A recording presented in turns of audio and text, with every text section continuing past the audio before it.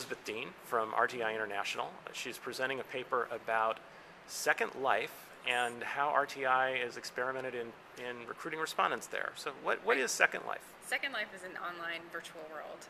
It looks like a game environment. Users get a membership, customize an avatar, and their avatar can walk into Second Life, into the program, and walk, talk, meet other avatars, fly. Okay, so this very innovative virtual world in which people take on their own identities. Why does RTI want to learn how to recruit respondents there? Well, RTI, having always been at the forefront of new methods, new technologies in survey data collection, is really excited about the opportunity to do research in Second Life because it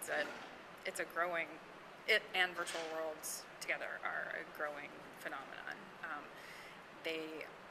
There are 300 million users of virtual worlds worldwide.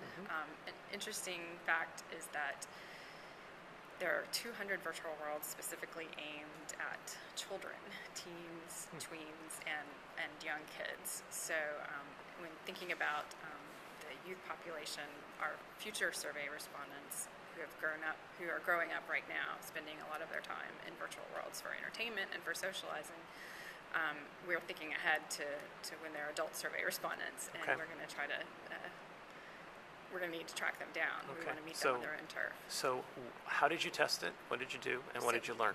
And what's the conclusion?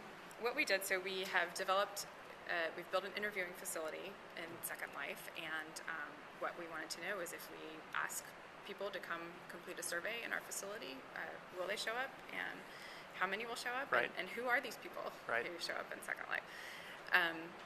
So we put out a call for basically recruiting a convenient sample of survey respondents. We recruited with advertisements in Second Life and in websites that cater to people who are interested in Second Life.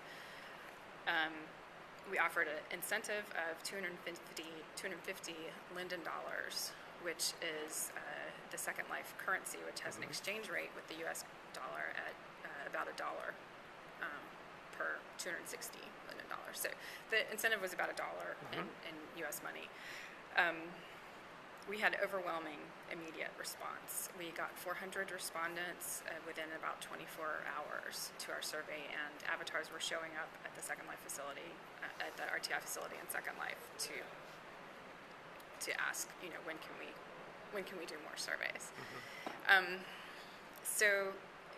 So you found you could interview, you could easily recruit, Second Life users with an inexpensive incentive. Now, a lot of discussion at the conference about interviewing online with respondent volunteer panels and all sorts of other methods, and the question is always about representativeness. Obviously, Second Life is a very small, 15 million out of the world is a relatively small population. So what kinds of applications do you see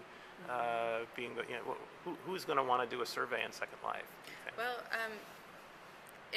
there's a few options I see for future applications for Second Life. One, because we were able to recruit a convenient sample so quickly, and that's typically the method we use for recruiting lab participants to come into the lab and test our survey questions to participate in cognitive interviews. We're thinking that we could have access to a more global population much more quickly and less expensively than our local recruiting recruiting lab participants in RTP, North Carolina.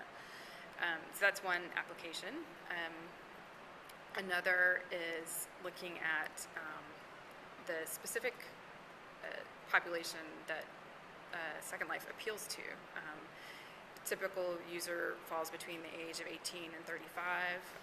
We found in our study about 40% of our respondents were from cell phone only households.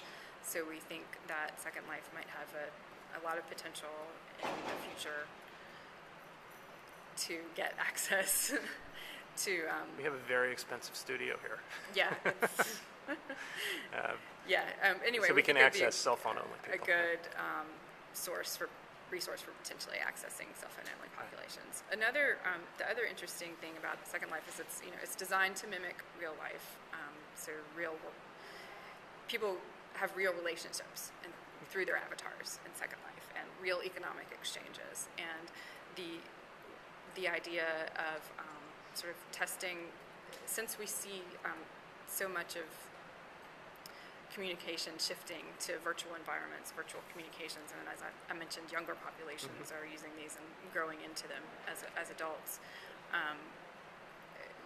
Does what we know about social science, about survey methodology in the real world, apply to interactions in Second Life? So we're very interested in sort of testing some of our known theories. All right. Well, it sounds fascinating. Yeah. Elizabeth Dean, thank you very much. Yeah, thanks for having me.